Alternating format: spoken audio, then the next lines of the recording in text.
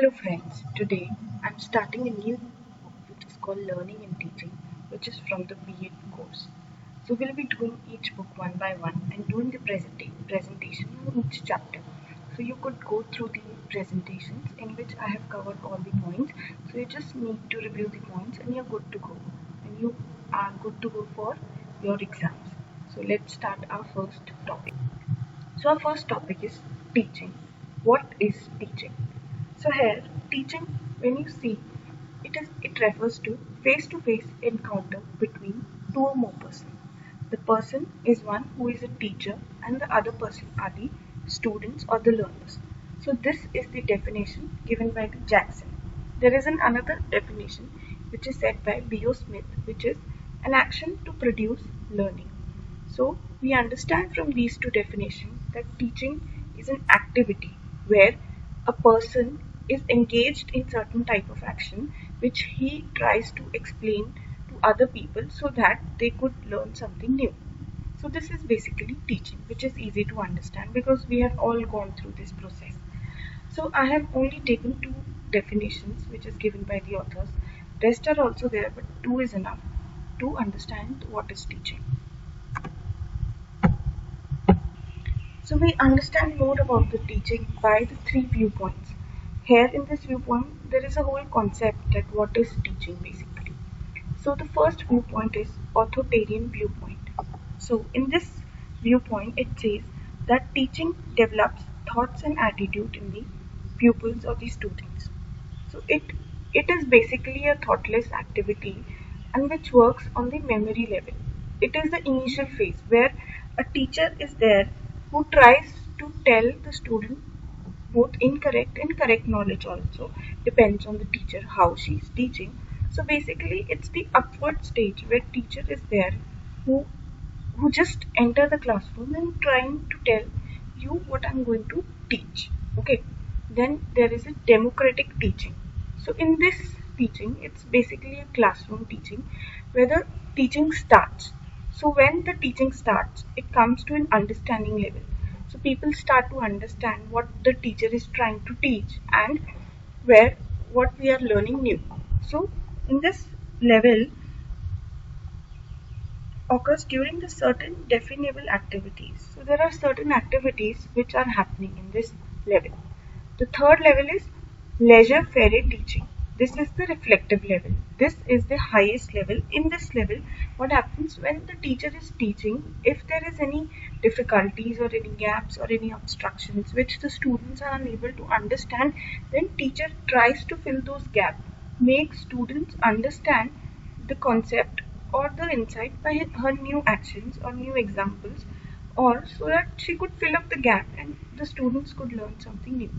So basically all 3 points are there: authoritarian, democratic and laissez-faire are the concept also, and these are the way how a teacher teaches. So let's move further. The next point is characteristics of teaching. So when a teacher teaches, there are certain things which is happening around her. So one is that it's a social activity. It can be in terms of a monetary basis or non-monetary basis. It's a process of development. When somebody teaches, the other person is developing. So it's a process of development. So other third point is it produces learning. So obviously, if I am teaching you also, so you are learning something. It's an art as well as a science. So also it means by that ki teaching is also analyzed and it's also supervised also. Yeah. So it's a face-to-face encounter. Obviously, when in a classroom there are teacher and there are students, so obviously it's a face-to-face encounter. It shapes behavior. Your behavior changes when you learn something new. It's a goal-oriented process. Obviously, you have a goal, that's why you're learning something. Goal can be anything: passing the second standard, passing the 12th standard. This is your goal. It ranges from memory to reflective level. For this point, we have talked in the last slide that it ranges from memory to reflective level. And the last point is linguistic process. It's a long-term process. Here, like in a graduation, you take 3 years to learn your whole, to complete your whole graduation. So it's basically a long process. You can't learn anything quickly in a day or in an hour. You take time, you take each step to learn the process. So these are the characteristics of teaching. There are more, but these are the major characteristics, and by understanding what is teaching, you could also develop the characteristics by yourself. So our next concept is learning. What is learning? So when a person teaches, obviously she or he expects the other person is learning something from them. So here learning also has two definitions by two authors. One is who is Wordsworth. He says that acquiring new knowledge and new responses is called learning. And Skinner says that learning is a process of progressive behavior of adaptation. When you learn something, when you hear something, and then you adapt in yourself, then you change your behavior according to it, and you understand the new concept. So that is learning basically. When the concept is induced in you and you have a new insight, so it's learning. So let's now understand what are the nature of learning. So nature of learning is modification of behavior. Your behavior changes. It can be both positive and negative. So learning is a continuous process. Yeah, we have talked earlier that you can't learn in a single day. You need time. It's a progressive growth and problem solving. So you grow and your problems are also solved. So it's a social and intelligent thing, and it's an active process, obviously. So then we come to our next slide, which says, why do we need teaching and learning together? What is the relationship between them? I think there is a major relationship between them. Without both, the learning and teaching are incomplete. So the first relationship is that they are effective. That they both are effective. That when person start teaching and the other person is learning, then they both are related to each other and it make an effect. So next point is teaching aids become easy. So when there is a learning and somebody knows ki, yes, this person has come here to learn something, so teaching becomes easy. The person also get motivated so that he has to make other person learn something. The person tries his hard to make the other person learn also. Third point is makes effective teachers. So teacher are better when you have some concept or you have examples. So teacher is also a better teacher. Teacher objective is identified. So when learning and teaching relationship is there, teacher objective, her behavioral terms can be identified also. Her objective, we could know that why is she teaching, why is she or he is here. So the teaching activity may be aimless or maybe without any result. But when there is learning theories, it completes the whole process. Learning theories is nothing but learning situations which are very useful in teaching activities. So therefore, learning and teaching, according to me, have a huge relationship. So also now let's understand what is the difference in both of them. They do have a relationship. Now let's understand what is the difference. So here teaching work as a means and learning as a product of the process. So you start with a thing and you inbuilt a product, that is learning. So teaching is knowledge is provided there. Knowledge is acquired, obviously. Learning, you acquire knowledge and I'm providing you the knowledge. So I'm teaching, you getting the learning. So obviously there's a difference. So teaching is a set of group of activities.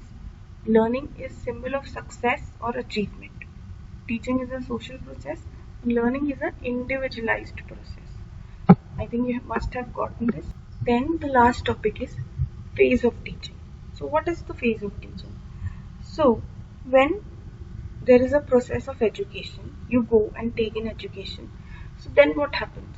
You impart knowledge, you develop your understanding, you develop your skills, right? And then by doing all this, getting all this, there is an interaction between two people or more than two people. That interaction leads to an achievement and the goal. And that goal and that steps building the achievement or the goal brings out the process which is called phase of teaching, right? So phase of teaching has three major points. According to that we achieve a goal. One is pre-active, second is interactive, and third is post-active. Let's discuss each one by one. So first is pre-active planning.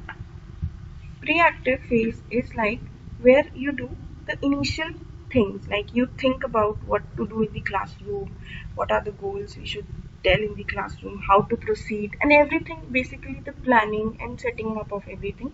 It's the pre-active stage where, so what happens that it is a stage where you establish some kinds of goal and discover the ways or means to achieve those goals. So let's go under more deep and the pre-planning to understand it more. Our first step is determining the goals and objectives. When you go in the classroom, you tell the students that what is your objective to teach you, how much syllabus is you are here to cover it, what are your expected behavioral changes the teacher is expecting, and the psychology she should proceed. She should understand how the children should take up. Second step is selection of content to be taught. You have determined the objective, then you should know what to teach. Selection is important. Key what content should be taught in this related context. Then the third point is sequencing the element. After selection, you sequence the element, which element should be taken first in the logical or psychological manner to go with the students. Then comes the methodology. Here, the teacher decided the proper methods and strategies to be keeping in mind for the student to deliver the content. Next, last point is how and when. Like, if you have decided to take certain strategies, then in the classroom teaching, how and when you should apply those strategies. So this is basically pre-active phase in which majorly deciding part is done. Next comes interactive phase. Obviously, when you heard interactive, it's basically the interaction between the two people. So the teacher comes in the classroom. She should first setting up the class. She should see that what is the class size, how many students are there, how many students are active, how many students are not active. So she should basically judge the personality and build up the environment and proceed. Second point is knowing the learners. Basically, teacher in knowing the classroom, she is knowing the learners and perceiving the size and going accordingly. Third point is starting teaching. And here you start the teaching when every base is done, homework is done, then you start teaching. When you start teaching, you make a verbal interaction. Interaction is with the students, which the student does with the teacher, and then a teacher does with the student. So it's a basically interactive phase where interaction is happening between the learner and the teacher, right? Our third stage is post-active stage. So it is after the learning and after the teaching has been done, what happens? So first part is defining exact dimension. When the teaching ends, this defining exact dimension which the changes are caused by the teaching. You have learned a concept. Now the teacher can analyze what are the changes which are there in the students.